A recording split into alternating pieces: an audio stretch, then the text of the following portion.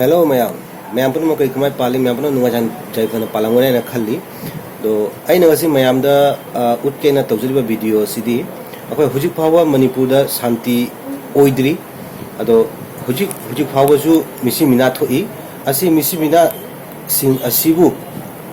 ओहंदनबा अमसु मणिपुर दा थुना यांगना शांति पोरकनबा पोहलक प्यू शांति ओहनब्यू मणिपुर सिबु शांति पोहलक प्यू हाइदुना रामनगर की बेरेखाल खेलमा लमा राई खाल न पुंदुना अचौबा पुंदुना मैरा पाइबी इमाई बेन सिंगना अचौबा रैली अमा चखी असी रैली सिगी ऐना वीडियो मते मचा अमा मयामदा जेंगनजगे आइना ऐना थांगचरकपनी अदो रैली असिगी मेन मोटिव आइबु सरकार ना हुजिपाबा मणिपुर सिबु शांति पोहलकपा ngamdribase karigino thumna jangna शांति पोहलकप्यु हाइना अपुनबा खुंजेल अमगा लोइनाना असि रैली से चखिबनी अदो फरे आई मतम सांगना लरय मयामदा अदो आई अजि सिंगा हुजिक वीडियो से मयामदा जेंगनजरगे पुन्ना मयाम जंगमिलासी वीडियो से स्किप तौबिनु अदुगा मयामदा इना हाइनिंबा अमा हतना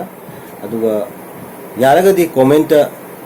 मणिपुर की दमकता piece for Manipur हाइना Irga comment तौबिरौ अदो हुजिक फरे वीडियो से जंगमिलासी पुन्ना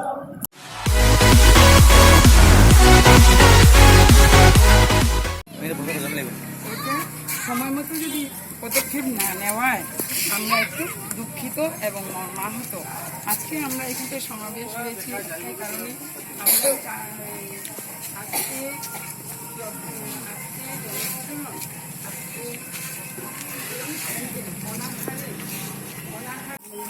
Piski dile thoba juga ase Ramanagor apunba maira lupte na maira lup amadi samstan ni haro sing su asku ke loina na loina chatmi na ribani madam di kari gi no haibda hau kiba mi gi tang ahum dagi hawdana ngasi phawda chatharakna chatni bala lo ado ngasi phawda pothaba amadi lepa leitana hingsa gi mafam da chatuna ngasi phawda maitei na leiriba manipur sa le tak le tale yi ma le bak leiriba ai khoi maitei na pi kunam ki thamoi da awaba mi pohali ngasi jati ani gi mafam da thok bala lo se khoi pamde maram na dunai khoi na shanti da porok na bagi damakta ai khoi mayam osi maira oina thoktalakbani maram di hau kiba leikitaba na harol ima iben mayam leikitaba mayam ado thawai tathukiba mayam ado atma shanti ado nungai ai khona rairam min da leibasu oisanu amasung ai khoi ne istodani jage makoi su nungai ai khona leibo oi khoi su leijage adum di weraga ben da khara di lei maram di kari gina jati ani gi marak thokliba asi gi ihau ase manipur lei pakta mase khangau na thoko ihau ase mase khangau da thokra natraga mase sarkar gi thongda ai khoi su request tamdaningi maram di central government amadi manipur government amadi state level la leiba haudi haudi ai khoi assam lei bak su masigi shanti purak bagi level da angtang tabiu adu pami ai khoi mayam na adu mak su natana ai khoi han singari amasung nolukna nung singari haijari khoi mayam gi mafam da masigi shanti purak bagi damakta hanagi manipur sana lei bakta nungai ai phana leiba ing tapna leiba adugum na purak bangam na bagi damakta manipur sana lei bakta leiba imai doi pai par mayam puno chu pok ing thana pung tak thana mayam puno amato na leibiu amasung jati ani da thokliba lalho asisu sarkar na asi amtang taksan binabagi damakta aikoi pami amasung adigi damakta ima maira mayam aikoi singasi tholokpani adugi su mathakta aikoi na ngasi chaliba la rile ase matam kaya dagi nungai taba phawba khul asida aikoi gi kasha lei bakta su khangte manipur lei bakta su khate khangte asma hodai khangte gawhati khangte punamakta bis rile chalal ba punamakse penda bagi mathakta amu hena penda ba ngasi phawba amu hena penda thokli asiga dak anasu ngasi ba lepa thokri aduna aikoi pami hodi central government amadi manipur government amadi assam state level la leriba minister mayam puna mangnasu asida mayam puna la shanti purak piu asi pami ai koina asi tangda ko asi chasa bani asi shanti ki misi ko samta ko asi thong thang bari asi hairaga koi jaga mayam koi bypass ho gaya na क्योंकि महिमान ठीक है ना को अंदर चलो को भजन लो हो गए जन्म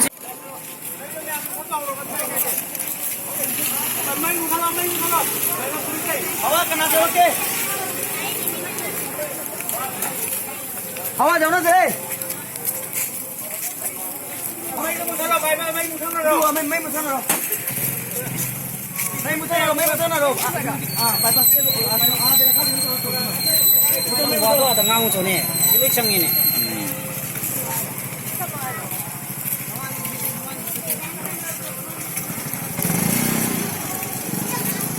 चलो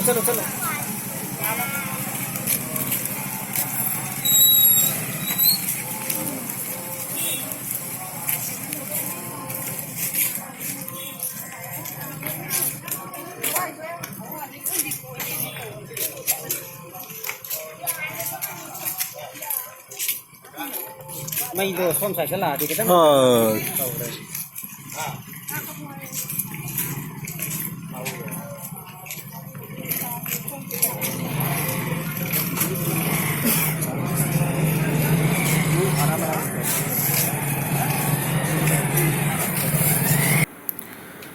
ꯃꯅꯤꯄꯨꯔꯕꯨ ꯁꯥꯟꯇꯤ ꯄꯣꯔꯛ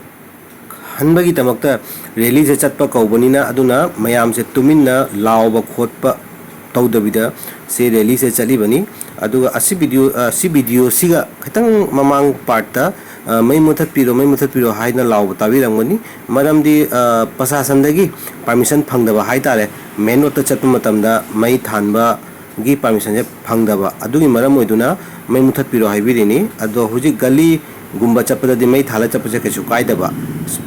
ꯃꯦꯟ ꯔꯣꯗꯇ ꯌꯧꯕꯒ ꯃꯩ ꯃꯨꯊꯠꯄꯤꯔꯣ ꯍꯥꯏꯕꯤꯔꯤꯅꯤ